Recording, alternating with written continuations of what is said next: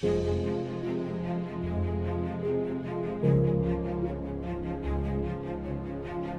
who've been in the rocketry business for decades, Yeah. who say about you that you don't know what you don't know.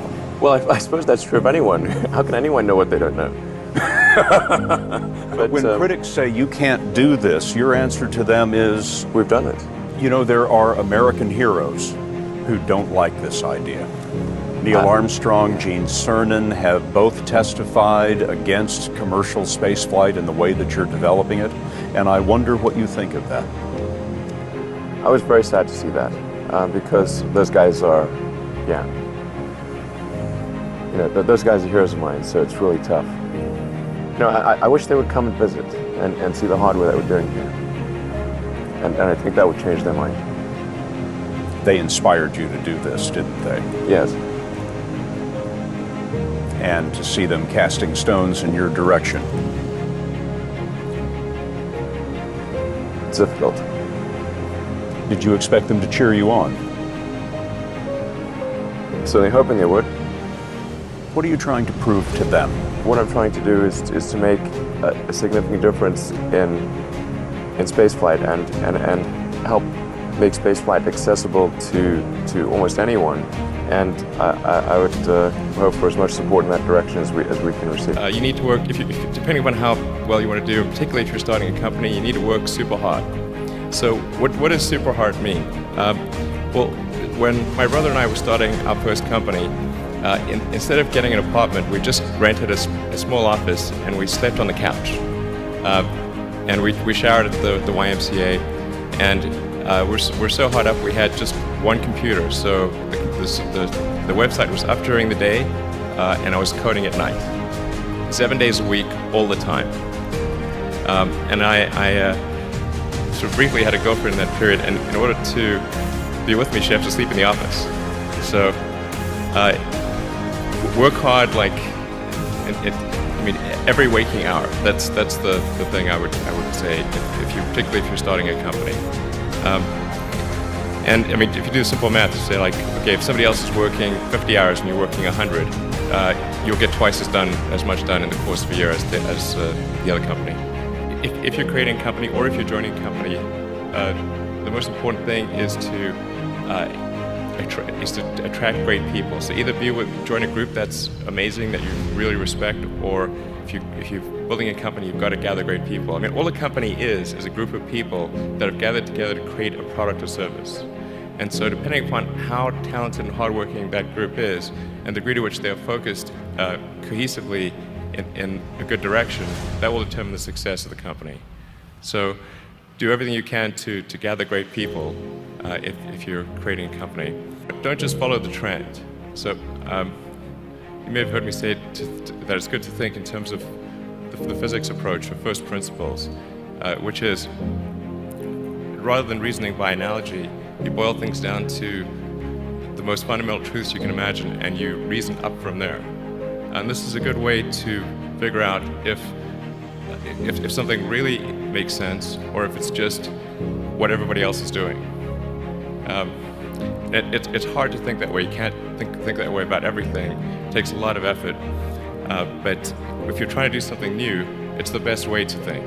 And that framework was developed by physicists to figure out counterintuitive things like quantum mechanics. So it's really a powerful method. Just work like hell. I mean, you just have to put in, 80 to 100 hour weeks every week.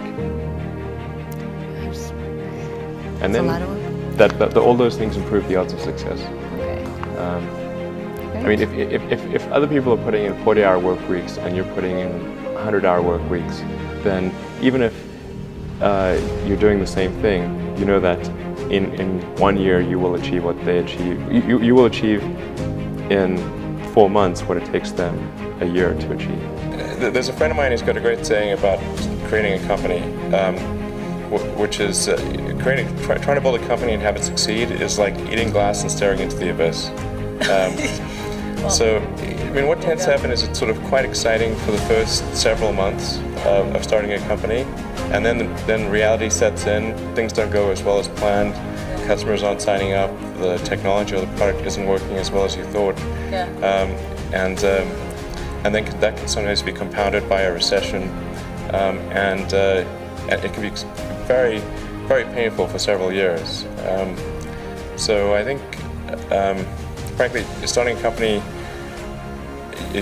I would advise people to have a high pain tolerance. People do not think critically enough. I mean, critical thinking is a skill in short supply, where people take too many things as, they assume too many things to be true without sufficient basis in that belief.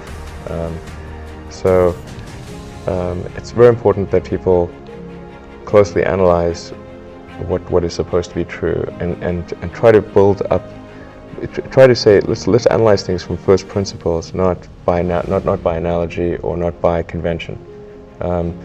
If you assume things are true by convention, which is actually what most people do, then it's difficult to gain insight into how things can be bettered.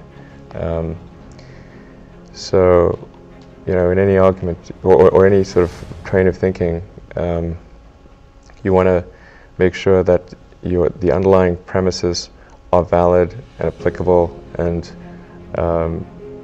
then in reaching a conclusion, that the conclusion you're reaching is necessarily driven by the underlying premises and the interconnection between those premises.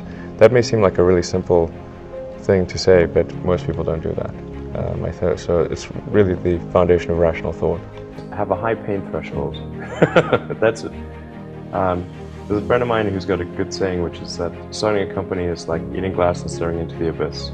Okay, that's generally what happens, because when you first start a company, there's lots of optimism and things are great, and then so happiness at first is high. Then you encounter all sorts of issues, and happiness will steadily decline, and then you'll go through a whole world of hurt.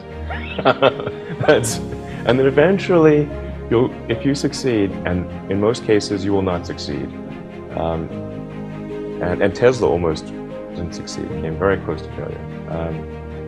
Then if you succeed, then after a long time you will finally get back to happiness. If somebody is doing something that is useful to the rest of society, I think that's a good thing. Like, it doesn't have to change the world. Like, if you're doing something that has high value to people, and frankly, even if it's something, if it's like just a little game, or some improvement in photo sharing or something, if it has a small amount of good for a large number of people, I think that's fine. Like, stuff doesn't need to be changed the world just to be good. People tend to overweight risk on a personal level. It's one thing if you've got, a mortgage to pay and kids to support, and that if you were to deviate from your job, how are you going to feed your family and pay the rent? And okay, that's understandable. But let's say you're young and you're just coming out of college or coming out of high school or whatever. What do you risk? You're not going to stop. I mean, right. It's really certainly not in any kind of modern economy. It's so easy to earn enough money just to live somewhere and eat food. You could, very easy to do. So I don't know what are they afraid of? They're mostly afraid of failure, I think, but people should be less risk averse when there's not much at risk. So you've got to make sure that whatever you're doing is a great product or service. It has to be really great. And I go back to what I was saying earlier, where if you're a new company, unless it's like some new industry or new market if it's an untapped market, then you have more ability to. The standard is lower for your product or service. But if you're entering anything where there's an existing marketplace against large entrenched competitors, then your product or service needs to be much better than theirs. It can't be a little bit better, because then you put yourself in the shoes of the consumer, and they say, why would you buy it as a consumer? You're always going to buy the trusted brand unless there's a big difference. So a lot of times, entrepreneur will come up with something which is only slightly better. And it can't just be slightly better. It's got to be a lot better. Constantly seek criticism.